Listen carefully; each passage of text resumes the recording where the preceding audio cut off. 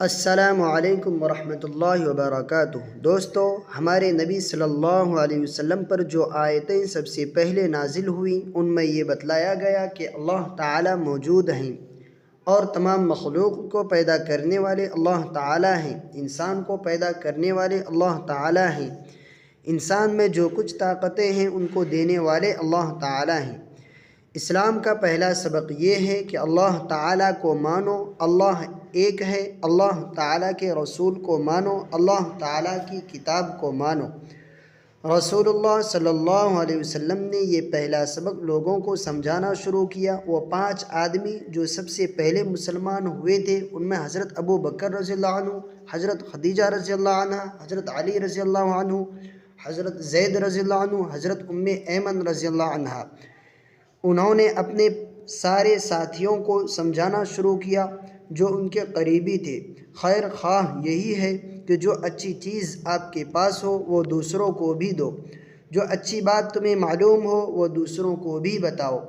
اس طرح سب سے پہلے اسلام لانے والوں میں خاص دوست بھی اسلام لاتے رہے، یعنی یہ مانتے رہے کہ پیدا کرنے والے اللہ تعالی ہیں۔ حضرت محمد صلی اللہ علیہ وسلم اللہ تعالیٰ کے نبی ہیں۔ جو کچھ آپ صلی اللہ علیہ وسلم بتاتے ہیں سب سچ ہے۔ اس طرح 2 سال تک چپکے یہ سلسلہ چلتا رہا۔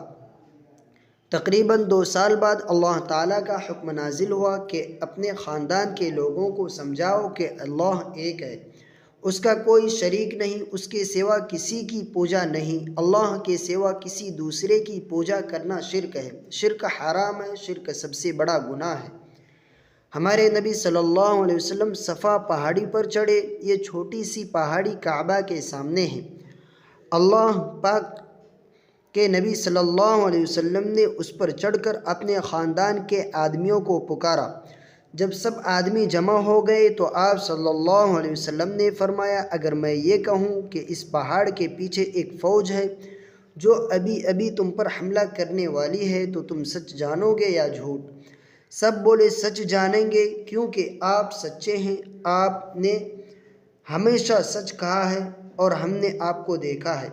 ہمارے نبی صلی اللہ علیہ وسلم نے فرمایا، دیکھو میں تم کو اللہ کے غضب سے ڈراتا ہوں۔ میں سچ کہتا ہوں کہ اللہ ایک ہے، اس کا کوئی شریک نہیں، میں اس کا نبی ہوں۔ تم بھی مان لو، بتوں کی پوجا چھوڑ دو، ایک اللہ کی عبادت کرو۔ خاندان کے لوگوں نے یہ باتیں سنی تو ناراض ہو گئے۔ وہ لوگ بہت سی مورتیوں کی پوجا کیا کرتے تھے۔ ناراض ہو کر ہمارے نبی صلی اللہ علیہ وسلم کو اور ہمارے نبی صلی اللہ علیہ وسلم کے اچھے ساتھیوں کو ستانا شروع کیا۔ ہمارے نبی صلی اللہ علیہ وسلم کے ایک چچا کا نام ابو لہب تھا۔ وہ زور سے چلایا، اس نے کہا، محمد تیرا ناس ہو، معاذ اللہ، تو نے اسی واسطے ہمیں بلایا تھا۔ اس پر اللہ تعالیٰ نے یہ آیت اتاری، تبت یدا ابی لہب وتب، یعنی ابو لہب تیرا ہی ناس ہو۔ پہاڑی کا وعظ ایک سچی پکار تھی، سچوں نے اس کی قدر کی، لیکن جو لوگ جھوٹے دیوتاؤں کے پجاری تھے وہ سب ہمارے نبی صلی اللہ علیہ وسلم کے اور آپ صلی اللہ علیہ وسلم کے تھوڑے سے ساتھیوں کے دشمن ہو گئے۔ سارا عرب مخالف ہو گیا، مکہ کا بچہ دشمن ہو گیا، سب خون کے پیاسے ہو گئے۔ ہمارے نبی صلی اللہ علیہ وسلم اور ہمارے نبی صلی اللہ علیہ وسلم کے ساتھیوں کو قسم کی تکلیفیں پہنچانے لگے۔ ہمارے نبی صلی اللہ علیہ وسلم کے راستے میں کانٹے بچھاتے تھے اور خوش ہوتے تھے، پتھروں سے مارتے تھے اور ہنستے تھے۔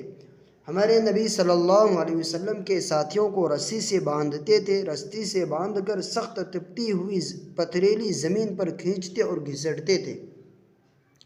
گرم ریت پر لٹا کر سینے پر گرم پتھر رکھتے تھے، قید کرتے تھے اور قید کر کے کھانا نہیں دیتے تھے، طرح کے دکھ دیتے تھے اور خوش ہوتے تھے۔ ہمارے نبی صلی اللہ علیہ وسلم اور ان کے اچھے ساتھی طرح کے دکھ سہتے تھے اور دکھ سہ کر اللہ کی باتیں سب کو بتاتے تھے اور اللہ کی باتیں سب کو بتا کر خوش ہوتے تھے۔ دوستو، یہ ہے ہمارے نبی صلی اللہ علیہ وسلم کی زندگی، جو چپکے 2 سال ایمان کی دعوت دیتے تھے اور آگے جا کر حبشہ کا واقعہ ہے۔